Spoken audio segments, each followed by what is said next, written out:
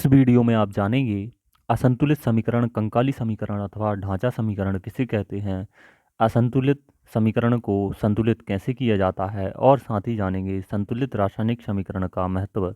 जो कि आपको एक समीकरण दिखाया गया है, यह एक असंतुलित समीकरण है, इसे कैसे असंतुलित करेंगे इस वीडियो में आप देखेंगे। तो चलिए प्रारंभ करते हैं। सबसे पहले जो कि हम पहले जान चुके हैं, रासायनिक समीकरण कैसे लिखा जाता है। क्योंकि मैंने आपको बताया था जैसे कि हम सड़क पर संकेतों के माध्यम से देख सकते हैं कि किस तरफ हमको जाना है। उसमें लिखने की आवश्यकता नहीं होती कि आपको राइट तरफ जाना है कि लेफ्ट लेफ्ट तरफ जाना है, मात्र संकेत से हम समझ सकते हैं। उसी प्रकार Mg एक संकेत है मैग्नीशियम का और ऑक्सीजन का संकेत है O2, वैसे ही मैग्नीशियम ऑक्साइड का संकेत MgO है। तो हम मात्र संकेत से इसको लिख सकते हैं, समझ सकते हैं, इसलिए हमने रासायनिक समीकरण को ऐसे लिखा।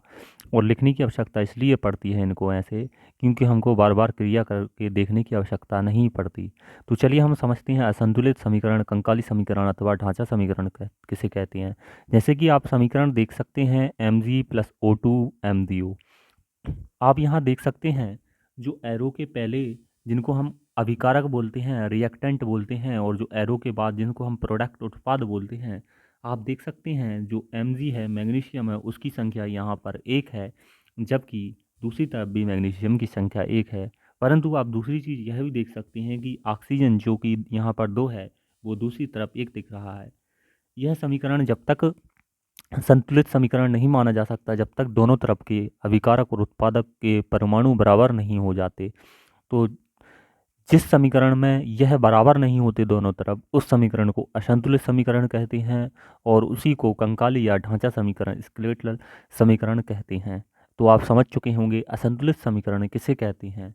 अब हम अपना जो असंतुलित समीकरण है उसे संतुलित करने का प्रयास करते हैं। तो हम मैग्नीशियम में 2 यहाँ पर लिख देते हैं, तो दूसरी साइड भी यहाँ पर 2 लिख देंगे। एक चीज़ और आप समझ लें, जैसे मैग्नीशियम लिखा है Mg और O, तो यदि हम किसी चीज़ को यहाँ लिखते हैं किसी डिजिट को, तो इन सभी में इसका मल्टीप्लाई अर्थात गुणा होता है। लेकिन और इनके साथ जैसे 2Mg माना जाएगा इसको और 2O माना जाएगा। लेकिन यदि किसी फॉर्मूले में हम Mg और O लिखा है और हम यहाँ 2 लिखते हैं, तो वो एक गलत समीकरण को प्रदर्शित करेगा और समीकरण जो है विघटित हो जाएगा। यह एक अलग समीकरण बन जाएगा। तो हम जो फॉर्मूला है उसको वैसे ही रहने देंगे और यहाँ पर कोई संख्या लगा सकते हैं, यहाँ पर कोई संख्या नहीं लगा सकते। तो आप समझ चुके होंगे, यदि आप यहाँ पर कोई नंबर लिखेंगे तो गलत नहीं माना जाएगा आपका फॉर्मूला, और यदि आप यहाँ पर लिखेंगे तो गलत फॉर्मूला माना जाएगा। तो हम यहाँ पर 2 यहाँ पर राइट करते हैं।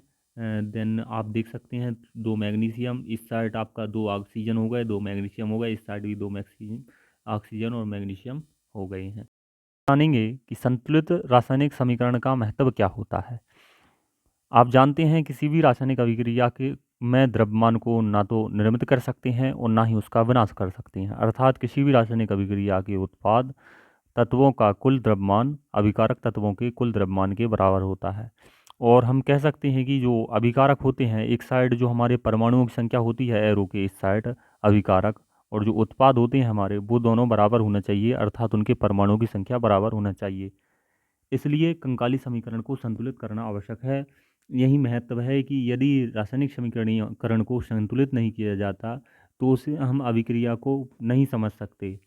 यहाँ एक समीकरण है MgO2 जो मैंने आपको अभी बताया था, उसको आपको संतुलित करके यहाँ पर बताया गया है। अब हम समझेंगे कि रासायनिक समीकरण को कैसे संतुलित करा जाता है और इसकी विधि क्या है। तो इसके लिए एक विधि है हिट एंड ट्रायल विधि। रासायनिक समीकरण संतुलन, इसी को हम रासायनिक समीकरण संतुलन विधि भी कह सकते हैं, इसी को हिट एंड ट्रायल विधि कहा जाता है। इसमें पूर्णांक संख्या के सबसे छोटे गुणांक का उपयोग करके समीकरण को संतुलित किया जाता है। तो चलिए हम स्टार्ट करते हैं। हम यहाँ पर एक समीकरण को लेते हैं। फेरस Fe फेरस है, जिसे हम आयरन भी कहते हैं, plus H2O arrow Fe3O4 plus H2।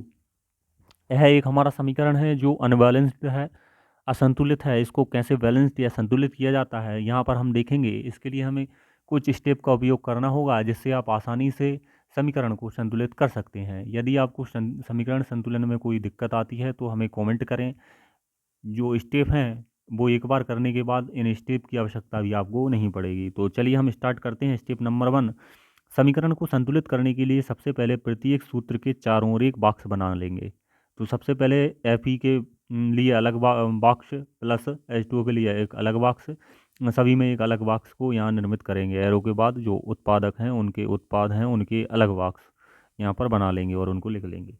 Step number 2 में हम क्या करेंगे, सभी तत्वों के परमाणु के अभिकारक और उत्पाद की सूची यहाँ पर बनाएंगे। जो इकसाइट अभिकारक फेरस हाइड्रोजन और ऑक्सीजन है उनके अभिकारकों की जो प्रारंभ में है, और जो अभिक्रिया हुई है एरो के बाद Fe3O4H2 इनके उत्पादों को लिखेंगे। तो इसके लिए तत्व Fe आप देख सकते हैं अभिकार के परमाणु अभिकारकों के परमाणुओं की संख्या लेफ्ट हैंड साइड यहाँ पर आप देख सकते हैं। फेरस में एक है, यहाँ पर हाइड्रोजन की 2 है, ऑक्सीजन की 1 है। तो आप यहाँ पर देख सकते हैं 1 2 1 हमने राइट किया। देन आप उत्पादक जो अभिक्रिया हुई उसके बाद देख सकते हैं फेरस 3, तो यहाँ 3 लिखा, ऑक्सीजन 4, यहाँ नीचे देख सकते हैं आप 4 लिखा, हाइड्रोजन 2, तो यहाँ मैंने 2 लिखा।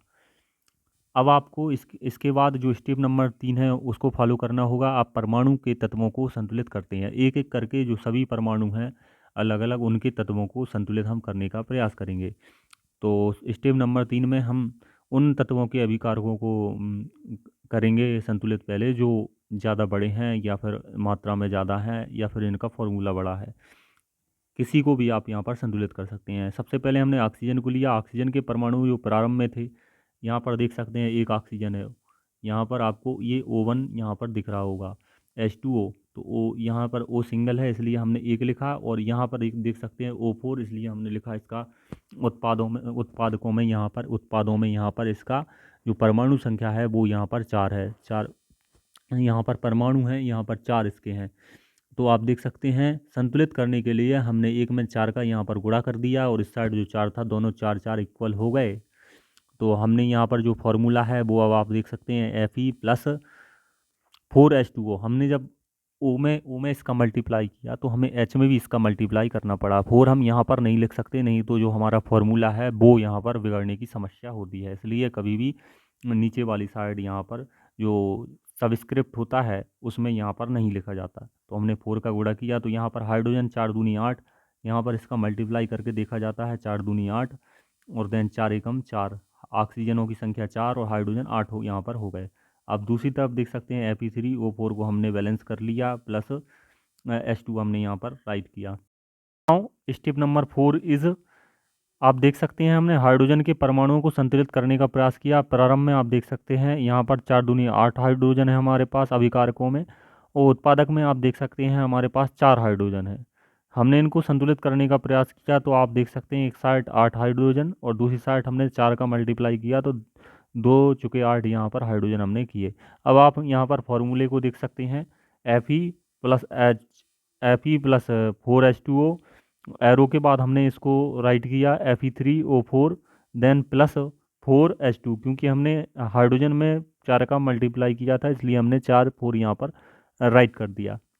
एंड देन नेक्स्ट स्टेप इसी तरह की है। आप देख सकते हैं लोहे आयरन के परमाणु को हमने जो फेरस Fe लिखा था उसके परमाणु को हमने संतुलित करने का प्रयास किया। प्रारंभ में फेरस की जो संख्या थी वो 1 थी, देन उत्पादों में हाइड्रोजन जो फेरस की संख्या थी वो थी 3, तो हमने यहाँ पर 3 लिखा और 1 में 3 का मल्टीप्लाई यहाँ पर कर दिया। तो जो आप देख सकते हैं अब अभिकारकों वाली साइड में हमने 3 का मल्टीप्लाई किया, आपको यहाँ पर 3 शो हो रहा होगा, दिख रहा होगा।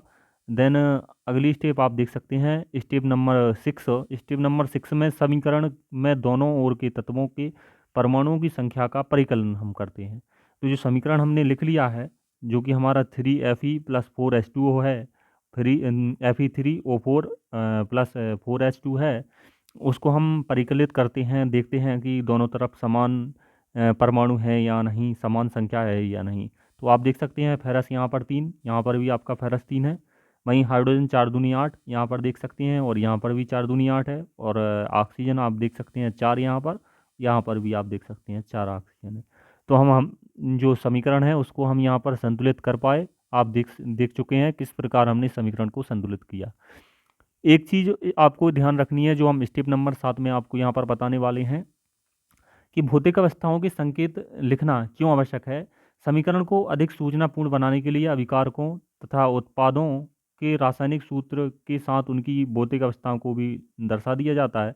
जैसे आप देख सकते हैं, गैस को हम जी से यहाँ पर गैस को दर्शा देते हैं, लिक्विड को एल से, एक्यू को एक्वस को एक्यू से जो कि जलीय विलयन होता है, और सॉलिड को हम एस से यहाँ पर प्रदर्शित कर देते हैं, दर्शा देते हैं।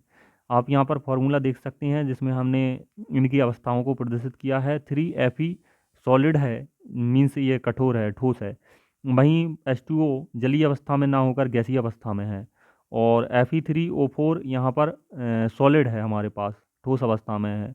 और वहीं 4H2O जो हाइड्रोजन है हमारे पास, वो गैसीय अवस्था में है। तो इससे हमको अवस्थाओं का ज्ञान हो जाता है। धन्यवाद।